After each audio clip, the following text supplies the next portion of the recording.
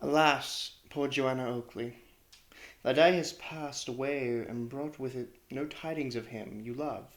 And oh, what a weary day full of fearful doubts and anxieties has it been.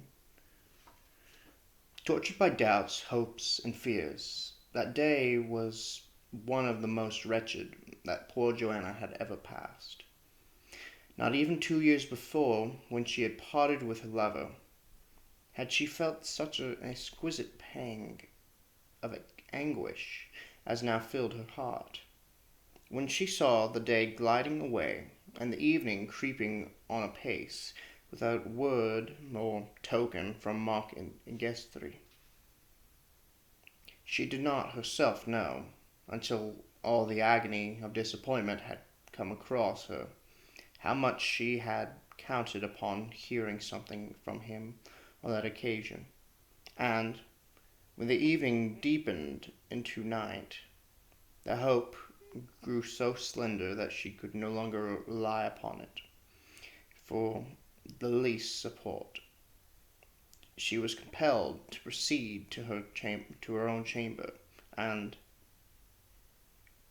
feigning indisposition to avoid her mother's questions, for Mrs. Oakley was at home, and making herself and everybody else as uncomfortable as possible, she flung herself on her humble couch and gave way to a perfect passion of tears. "Oh, Mark, Mark," she said, "why do you thus desert me, when I have relied so abundantly upon your true affection? Oh, why have you not sent me some token of your existence and your continued love?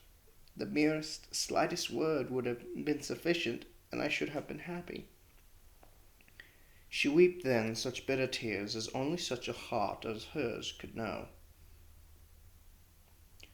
when it feels the deep and bitter anguish of desertion, and when the rock upon which it supposed it had built its fondest hopes resolves itself to a mere quicksand, in which becomes engulfed all the good that this world can afford, and just and the beautiful.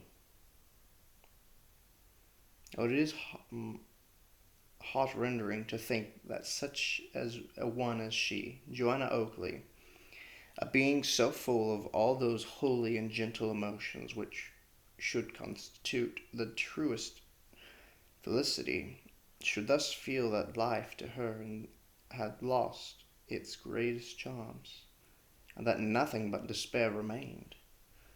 "I will wait until midnight," she said, "and even then it will be a mockery to see repose, and tomorrow I must myself make some extortion to discover some tidings of him."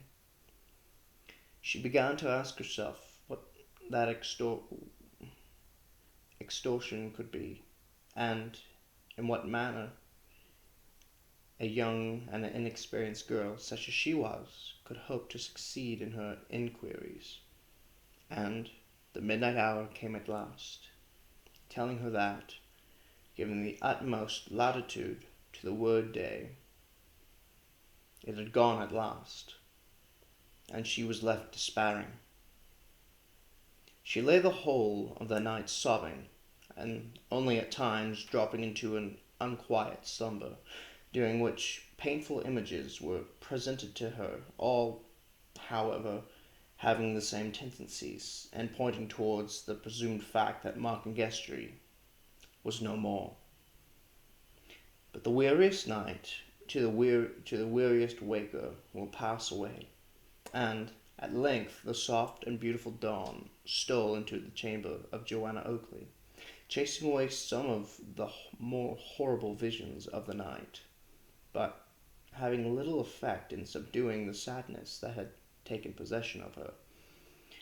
She felt that it would be better for her to make her appearance below than to hazard the remarks and conjectures that her not doing so would give rise to, so, all unfitted as she was to engage in the most ordinary intercourse. She crept down to the breakfast parlour, looking more like the ghost in her former self than the bright and beautiful being we have represented her to the reader. Her father understood what it was that robbed her cheek of its bloom, and, although he saw it with much distress, yet he had fortified himself with what he considered were some substantial reasons for future hopefulness. It had become part of his philosophy. It was generally it generally is a part of the philosophy of the old to consider that those sensations of the mind that arise from disappointed affections are the most evanescent character, and that, although for a time they exhibit themselves with violence, they, like grief for the dead, soon pass away, scarcely leaving a trace behind of their former existence. And perhaps he was right as regards the greatest number of those passions, but he was certainly wrong when he applied that sort of worldly wise knowledge to his daughter Joanna. She was one of those rare beings whose hearts are not won by every gaudy flatterer, who may buzz the accents of admiration in their ears. No, she was qualified, eminently qualified, to love once, but only once, and, like the passion flower that blooms into abundant beauty once, and never afterwards puts forth a bloom, she allowed her heart to expand to the soft influence of affection, which, when crushed by adversity, was gone forever.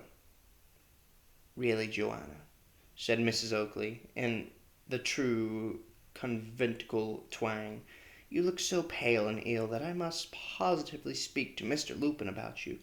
Mr. Lupin, my dear, said the spectacle maker, may be all very well in his way as a parson, but I don't see what he can do with Joanna looking pale. A pious man, Mr. Oakley, has to do with everything and everybody. Then he must be the most intolerable bore in existence, and I don't wonder at his being kicked out of some people's houses, as I had heard Mr. Lupin has been. And if he has, Mr. Oakley, I can tell you he glories in it.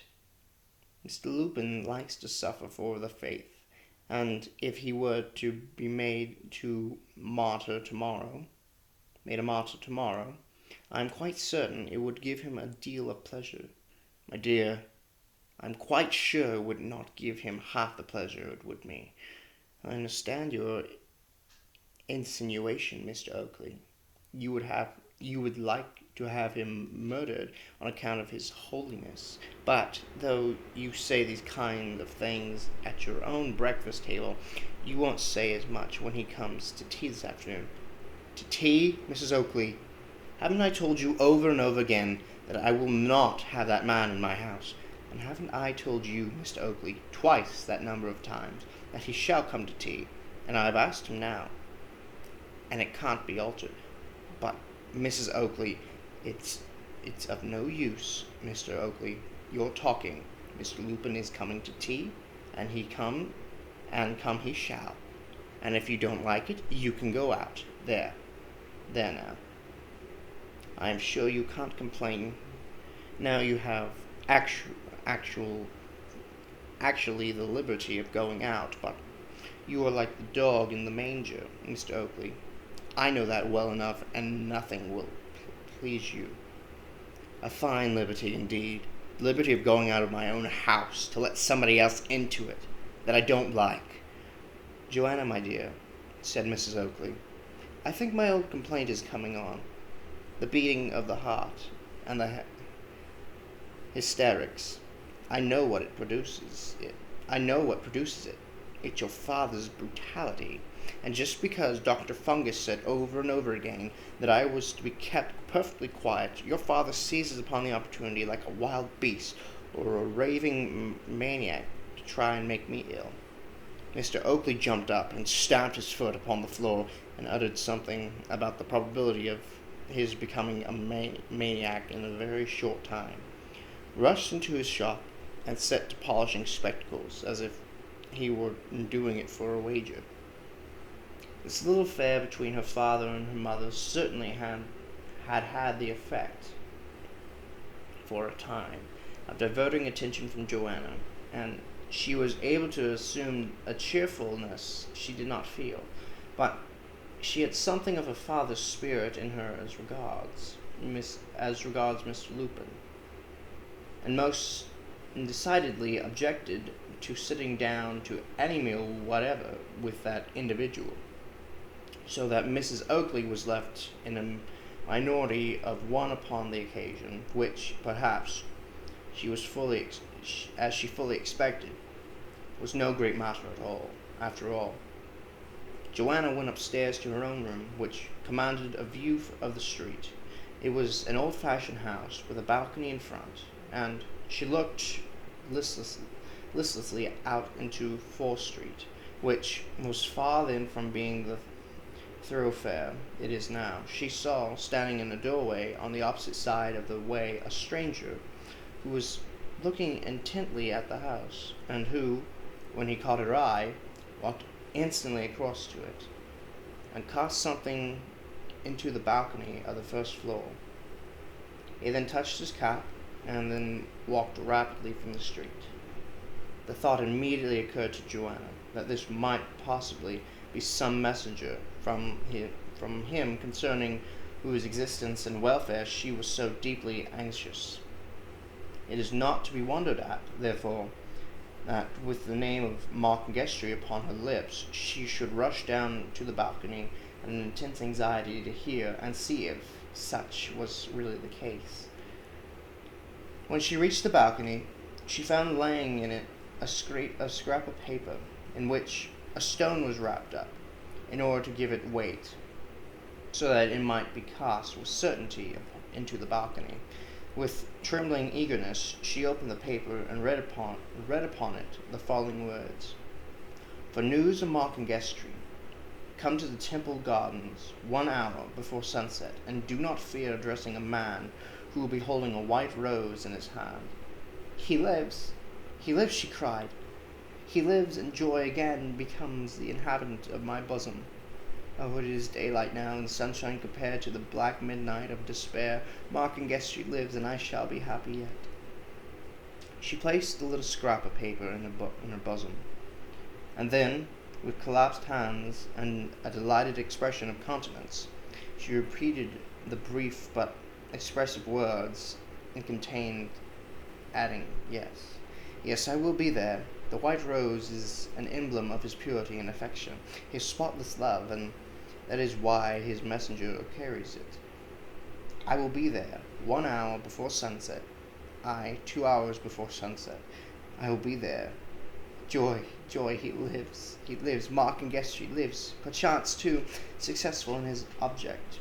He returns to tell me that he can make me his, and that no obstacle can now interfere to frustrate our union. Time float onwards on your fleetless pinions. She went to her own apartment, but it was not, as she had last gone to it, to weep.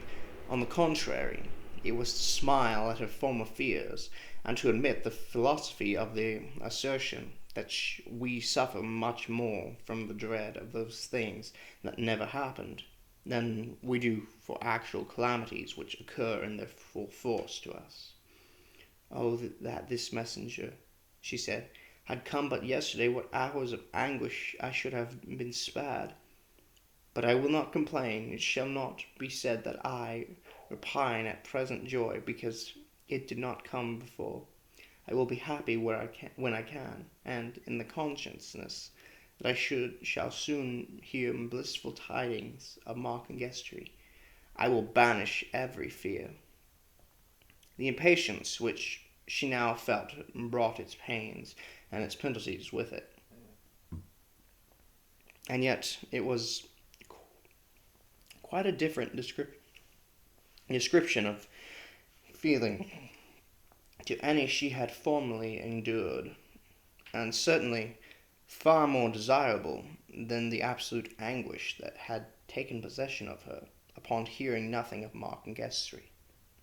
It was strange, very strange, that the thought never crossed her mind that the tidings she had to hear in the Temple Gardens from the stranger might be evil ones, but certainly such a thought did not occur to her, and she looked forward to a meeting which she certainly had no evidence to know might not be of the most disastrous character. She asked herself over and over again if she should tell her father what had occurred, but as often as she thought of doing so, she shrank from carrying out the mental suggestion, and all the natural disposition again to keep to herself the secret of her happiness returned to her with full force. But yet she was not so unjust as not to feel that it was treating her father but slightingly to throw all of her sorrows into his lap, as it were, and then to keep from him everything of joy appertaining appertaining to the same circumstances. This was a thing that she was not likely to continue doing, and so she made up her mind to relieve her conscience from the pang it would otherwise have had by determining to tell him. And after the interview in the Temple Gardens, what was its result but she could not make up her mind to do so beforehand. It was so pleasant and so delicious to keep the secret all to herself, and to feel that she alone knew that her lover had so closely kept faith with her as to be only one day behind its time in sending to her, and that day, perhaps, far from being his fault. And so she reasoned to herself and tried to while away her anxious hours, sometimes succeeding in forgetting how long it was still to sunset, and at others feeling as if every minute was perversely swelling itself out into 10 times its usual proportions of time in order to become worrisome to her.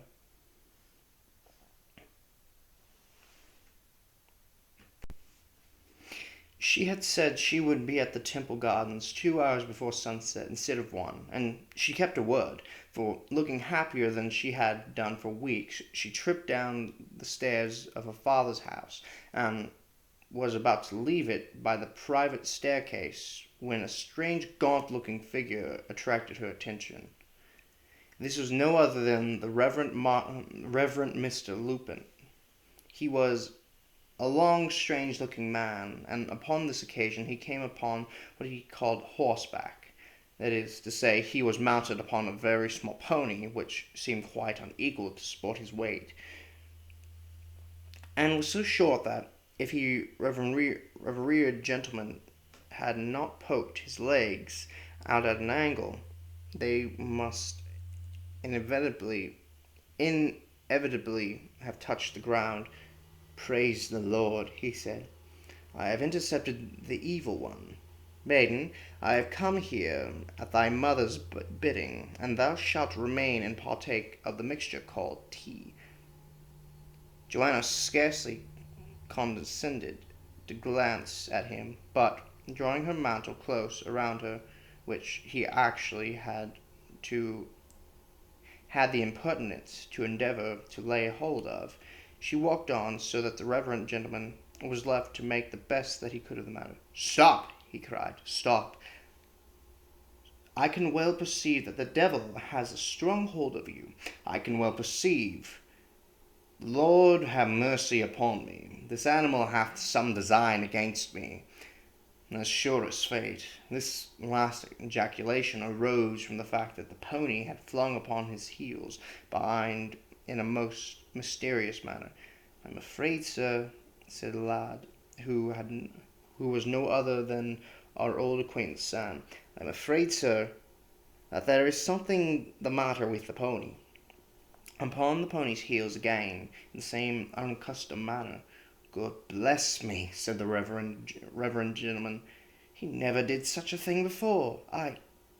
There he goes again. Murder! Young man, I pray you help me to get down. I think I know you. You are the nephew of the godly Mrs. Pump. Truly, this animal wishes to be the death of me." At this moment, the pony gave such a vigorous kick up behind that Mr. Lupin was fairly pitched upon his head, and made a complete somersault, aligning with his heels in the spectacle maker's passage, and it unfortunately happened that Miss Oakley, at that moment, hearing the altercation, came rushing out, and the first thing she did was to fall sprawling over Mr. Lupin's feet.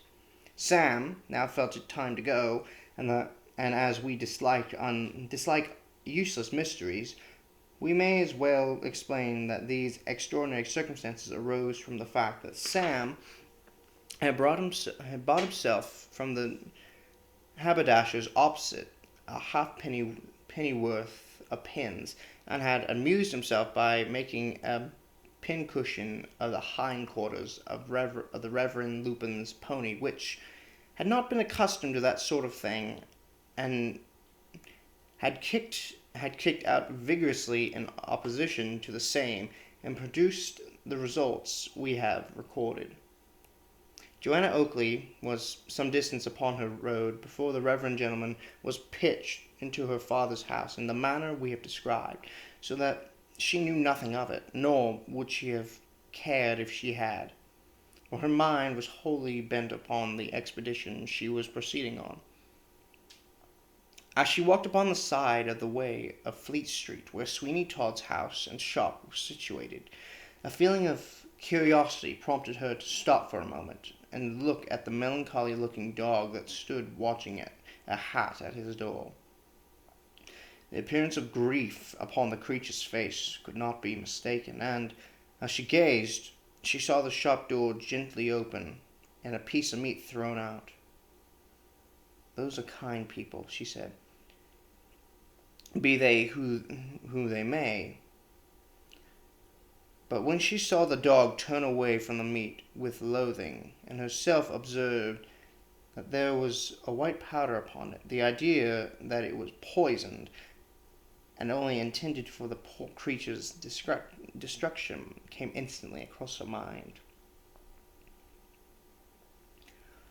And when she saw the horrible-looking face of Sweeney Todd glaring at her from the partially open door, she could not doubt any further the fact, for that face was quite enough to give a warrant for any amount of villainy whatever. She passed on with a shudder, little suspecting, however, the dog had anything to do with her fate, or the circumstances which made up the sum of her destiny. It wanted a full hour to the appointment of the meeting when she reached the Temple Gardens,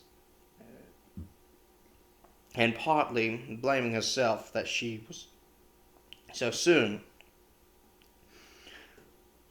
while at the same time she would not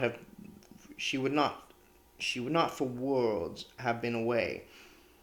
She sat down on one of the garden seats to think over the past, and to recall to her memory, with all the vivid freshness of young love's devotion, the many gentle words which, from time to time, had been spoken to her 2 summers since by him whose faith she had never doubted, and whose image was enshrined at the bottom of her heart.